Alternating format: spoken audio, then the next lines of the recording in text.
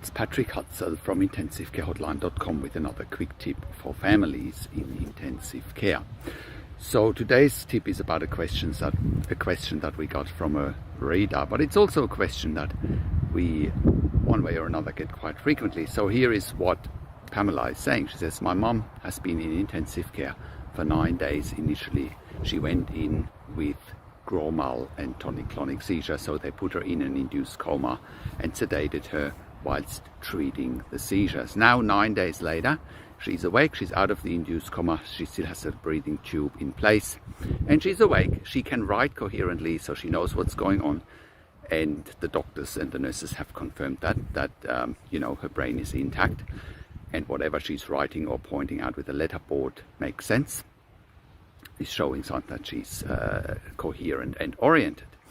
Now the ICU doctors are also telling Pamela that she's not ready to be extubated or have the breathing tube removed, and that she hasn't passed the spontaneous breathing trials. And how can I say that this is accurate? And that is always the biggest question in ICU. How can you verify that what you are told is actually what's happening?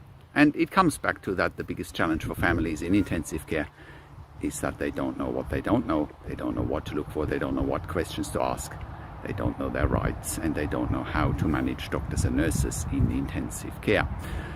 So, look, what you need to look for is whether your mum is breathing spontaneously on CPAP or a pressure support ventilation mode. Right, that's one thing you need to look for. But even if she does breathe on that, what are her arterial blood gases showing? Right.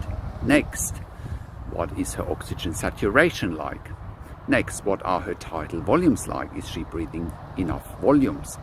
Is she breathing between sort of 10 to 20 to 28, 30 breaths per minute? It shouldn't be any higher or any lower than that. The tidal volumes that she is breathing should be adequate according to her weight. And tidal volumes are usually measured around 7 to 10 mils per kilo body weight, right? Obviously, your mum seems to be awake, right?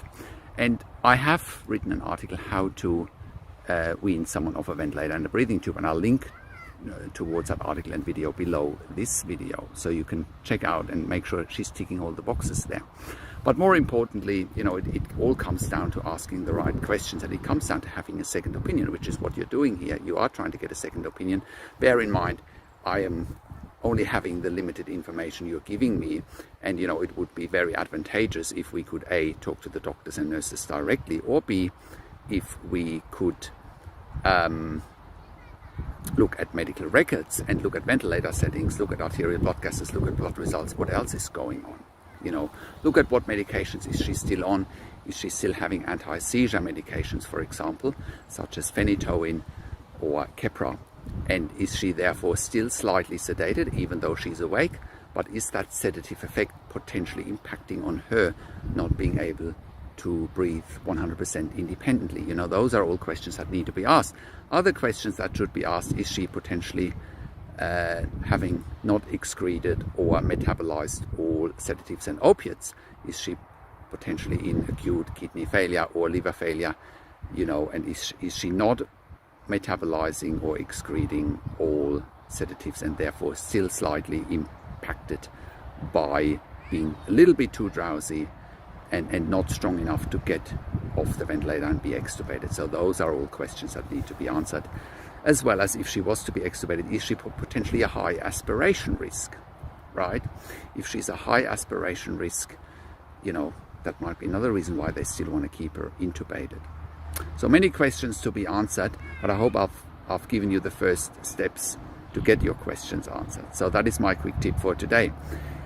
If you have a loved one in intensive care, go to intensivecarehotline.com, call us on one of the numbers on the top of our website, or simply send us an email to support@intensivecarehotline.com.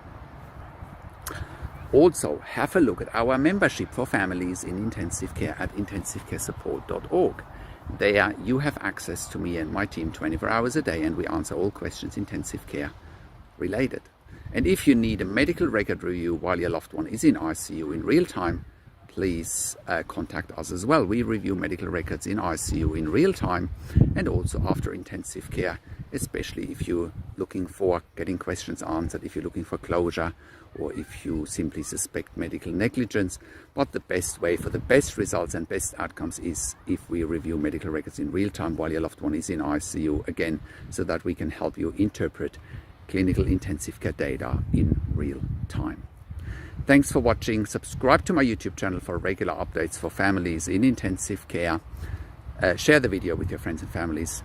Give the video a like, click the notification bell, and comment below what you want to see next or what questions you have from this video.